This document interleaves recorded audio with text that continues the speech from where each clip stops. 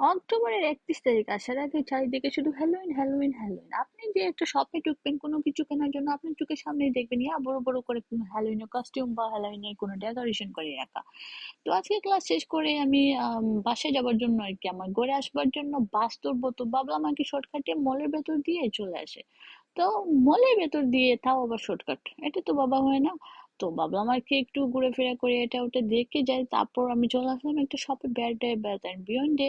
তো এখানে এসে এমনিতেই ঘুরে ঘুরে দেখছিলাম, তো কেনার কোনো ইচ্ছে নাই বা সামর্থ্য নাই বললেই চলে। পকেট একেবারে ফাঁকা, হাঁটতে হাঁটতে একটা আপনার বেডশিট চোখে পড়লো, দাম দেখে তো আমার চক্ষু চড়ক গাছ, এত দাম! মানে কখন যে রিজনেবল প্রাইসে আসবে আমি আমি জানি না অ্যাকচুয়ালি।